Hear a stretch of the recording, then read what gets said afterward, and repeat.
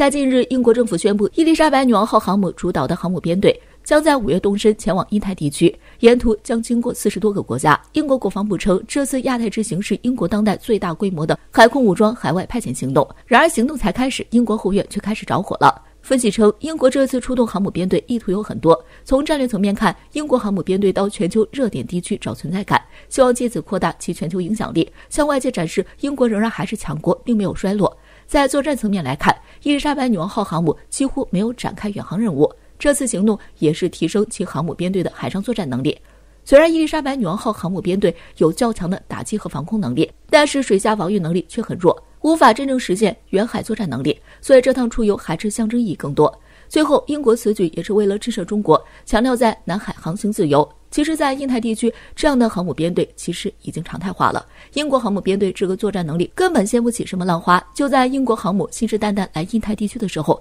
英国后院却着火了。据多家媒体报道称，在英国脱欧后，与法国的捕鱼权争端持续升级。在4月底，英国政府公布一份可进入英国附近海域捕捞的法国渔船名单，并且对很多条件做出了严格限制，引发法国强烈不满。随后，法国海外事务部部长安妮克·吉拉尔丹回击称，对英国政府的行为感到反感，法国已经准备好报复。同时，法国政府还威胁将切断英国泽西岛的电力，该岛95%电力来自法国。而在当地时间5月6日，至少50艘法国渔船封锁了泽西岛港口，以抗议英国政府。随后，英国海军和法国海事宪兵都派出了巡逻舰艇前往纠纷海域。随后发生了一起突发事件，一艘法国渔船撞向英国船只，迫使其回港。同时，还有一艘法国船只延误英国货船离开码头，使其无法获得岛上补给。法国渔船围攻港口时，就叫嚣已经准备好重新上演特拉法加战役。法国诺曼底海事局主席大卫·塞拉姆甚至扬言已经做好了战争准备，让新泽西屈服。在历史上，英国和法国掐架次数非常多。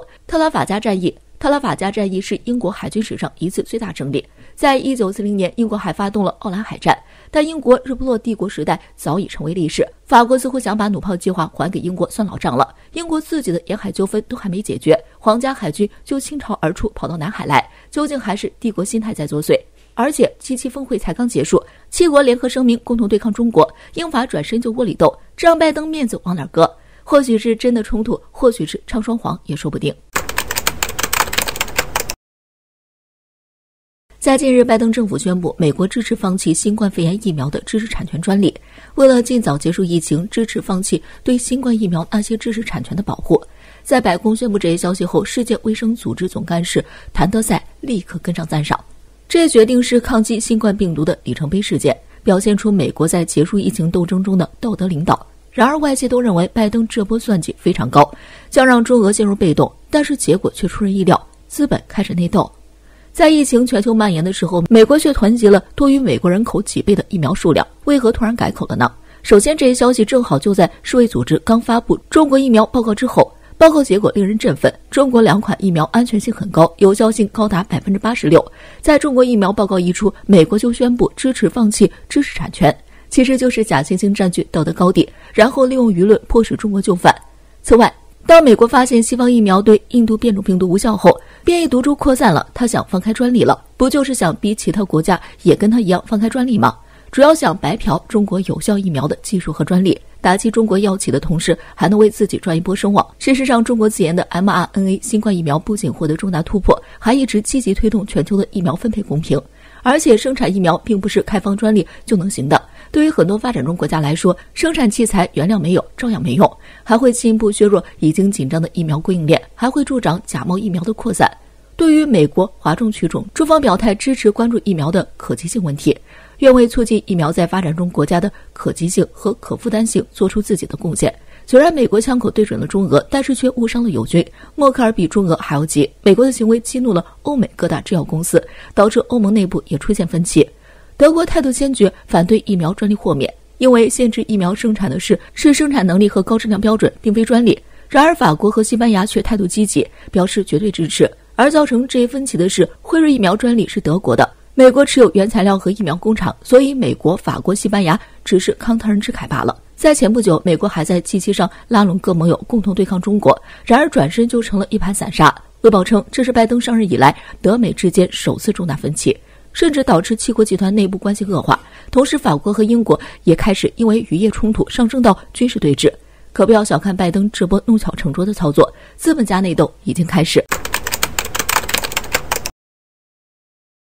环球时报的消息称，在英国的泽西岛首府圣赫利尔，有80多艘法国民运船只被组织起来，并封锁了港口。事件发生后，英国皇家海军和法国海上力量也立即派遣武装巡逻艇监视局势，防止由于某些意外事件进一步升级。据了解，该次事件是由于英国退欧带来的一系列遗留问题导致的。早些时候，由于欧盟的互利政策，英法双方暂时搁置了长期以来争论不休的英吉利海峡南岸渔业争端。但是，由于英国退欧，英国方面率先提出了该地区的所有权，并强制控制了进入该地区的法国渔船。这种行为直接激怒了法国渔民，造成英法两国海上紧张局势。截至目前，法国渔业部还以和解的态度向英国递交了344份合法捕鱼名单，结果只有41艘法国船只获准进入该区域捕鱼。此外，英国也对这些渔民的可进入水域进行了严格限制和作业期限。这一态度在法国渔夫中引起了更多的愤怒，这才使得法国80艘船封锁英港口，并直言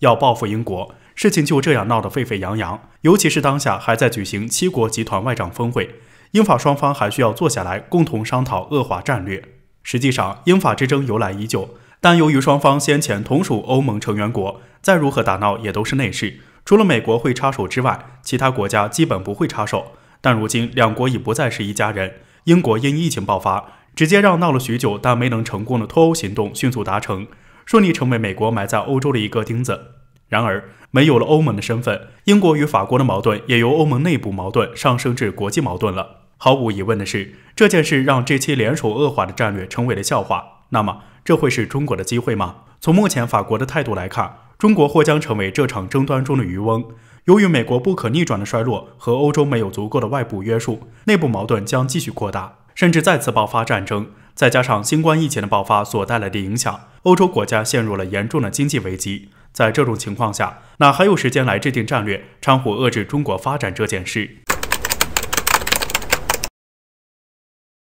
据报道，近日美国总统再次对俄罗斯总统发出邀请，表示希望在6月举办的这期峰会期间进行会面。俄罗斯方面对此也是不冷不热，尽管此前美国已多次发出会面邀请，可始终没有得到明确回复。美国近年来政治自身霸权肆意妄为，对俄罗斯也是格外关照，两国关系持续恶化。美国先是一把火烧到了俄罗斯北溪2项目，而后更是不顾大国风度，大骂俄罗斯总统是杀手，还扬言要让俄罗斯为干涉美国内政付出惨痛代价。随后的外交战更是让双方关系急剧降温，可以说，美国为了打压俄罗斯，什么都愿意干。可因为忌讳俄罗斯的核武器及强大的军事实力，美国又不敢真的对其兵戎相向，只能3天2头的表演变脸。美国一会儿声称要搞死俄罗斯，一会儿又主动示好的戏码，我们已经习以为常了。总之，俄美关系就像坐过山车一样反复无常，谁也不知道美国下一段要唱什么脸。相比于之前，美国这次主动示好是迫于压力。此前俄罗斯就放话称将采取措施逐渐摆脱美元对全球货币的捆绑。要知道，俄罗斯向来不只是说说而已，之后都会做出相应行动。一旦俄罗斯彻底摆脱美元，将会对美国的世界霸权地位产生重大冲击。毫不夸张地说，这很可能为今后的美元衰败开了个头。显然，美国无法接受如此严重的后果。这次急头白脸的邀请俄罗斯总统会面，俄美都是坐拥核武器的大国，迫于国际压力，双方无法在军事上大打出手，只能在经济上动歪脑筋。这也是如今世界的战争方式，没有硝烟，但后果丝毫不亚于战争。俄罗斯又从来不是任人宰割的性格，因此抓住美元这个软肋，对美国经济造成严重打击，就是俄罗斯给予的回应。另一方面，有消息称，在这期峰会期间，北约将讨论乌克兰加入北约的问题。美国一边说着要与俄罗斯缓和关系，另一边又要将乌克兰纳入北约，这种两面派做法，谁会相信他呢？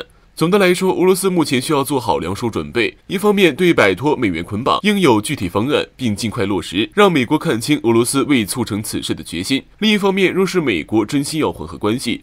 也应对其有备用计划，毕竟对付美国这种两面派，留个心眼总是好的。